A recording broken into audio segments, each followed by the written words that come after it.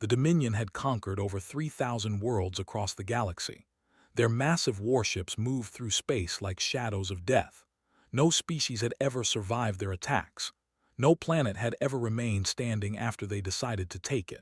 For 12,000 years, they had ruled their part of the universe with absolute power. They believed themselves to be the perfect species. They were tall, strong, and their technology was far beyond anything else in known space. When their sensors detected the small blue planet called Earth, they expected nothing more than another easy victory. Commander stood on the bridge of his flagship, the Eternal Silence. He watched the images of Earth on his viewing screen. The humans had only recently developed faster than light travel. Their ships were small and weak. Their weapons were primitive. Laughed when he saw the human defense fleet trying to form a protective line around their planet. There were maybe 200 ships in total. His invasion force had over 10,000. The battle lasted exactly 14 minutes. Human ships exploded like paper toys against the weapons. Their shields meant nothing. Their missiles bounced harmlessly off the alien armor, gave the order to begin the planetary bombardment without even waiting for the last human ship to fall. Giant beams of purple energy rained down on Earth's surface. Cities turned to ash in seconds. Oceans boiled away. Mountains crumbled into dust. 7 billion humans died in less than 3 hours. Watch it all with cold satisfaction. This was how they operated: complete destruction, total elimination. They never left survivors because survivors could become problems later, or so they believed. His second-in-command, a female named, approached him with a report tablet in her long fingers.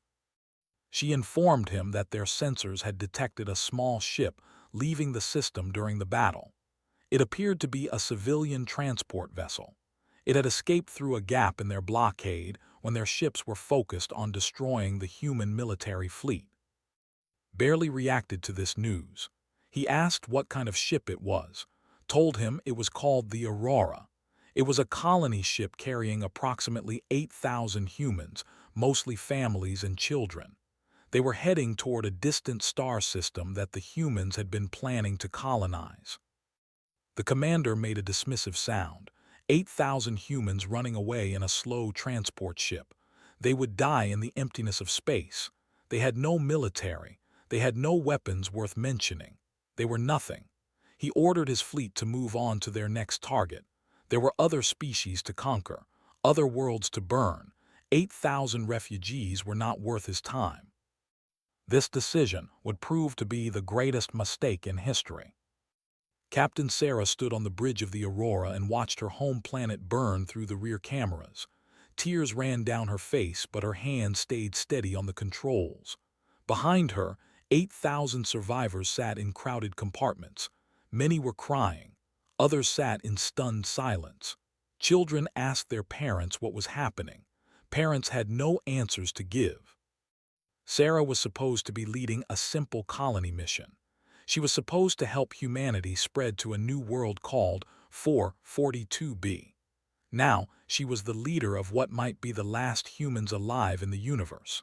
The weight of that responsibility pressed down on her like a mountain. Her first officer stood beside her. He was a large man with kind eyes that now looked hollow with grief. He asked her what they should do now. Sarah took a deep breath and wiped her tears. She told him they would survive. They would hide. They would grow strong. And one day they would make the pay for what they had done. The Aurora traveled for 3 months through empty space. They avoided all contact with other ships. They hid in asteroid fields and behind gas giants whenever their sensors detected anything. Food was rationed carefully. Water was recycled multiple times. Every person on board had lost family, friends, and everything they had ever known. But slowly, the shock began to transform into something else, something harder and more dangerous. They found their new home on a cold moon orbiting a brown dwarf star. The location was perfect because it was nearly impossible to detect. The moon had water ice beneath its surface and enough minerals to build with. Sarah named their new settlement Last Light. It was a reminder of what they had lost and what they were fighting for. The first 10 years were brutal. Many people died from the harsh conditions. Disease spread through the cramped underground tunnels they dug into the frozen ground. Children grew up knowing nothing but hard work and survival. But humans were stubborn creatures. They refused to give up. They refused to die. Sarah became more than just a captain. She became a leader, a symbol, and eventually a legend. She organized the survivors into working teams. Scientists studied every piece of technology they could find from salvaged wreckage. Engineers designed new ships in secret workshops. Soldiers trained in combat techniques specifically designed to fight the aliens who had destroyed their world.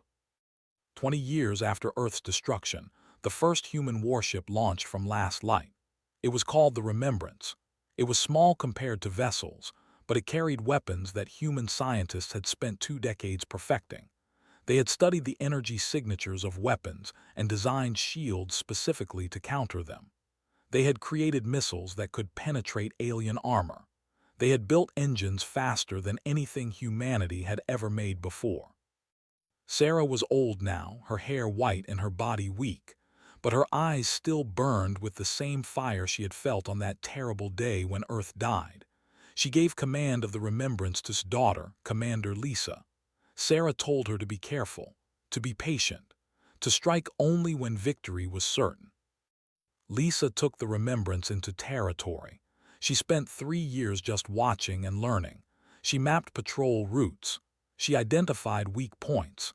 She gathered information that would be worth more than any weapon, and when she finally struck, she chose her target carefully. A supply convoy carrying resources to a distant military base. 12 transport ships protected by only 4 warships. They had grown lazy and confident. They had not faced real opposition in centuries.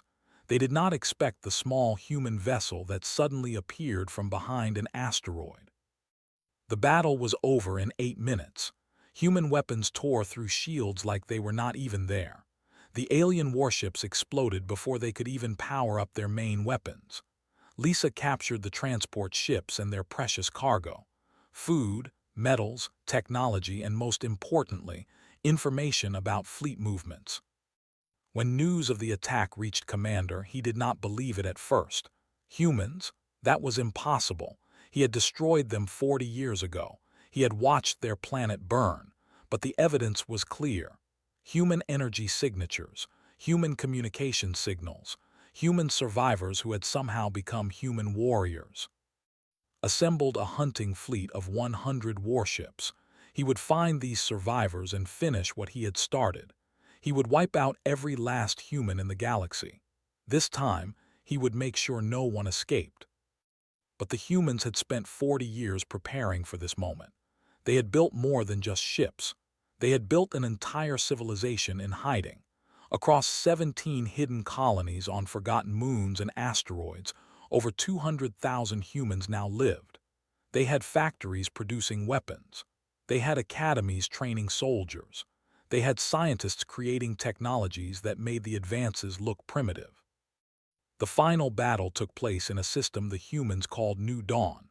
Brought his 100 ships, expecting to crush a handful of desperate survivors. Instead, he found himself facing 500 human warships of various sizes.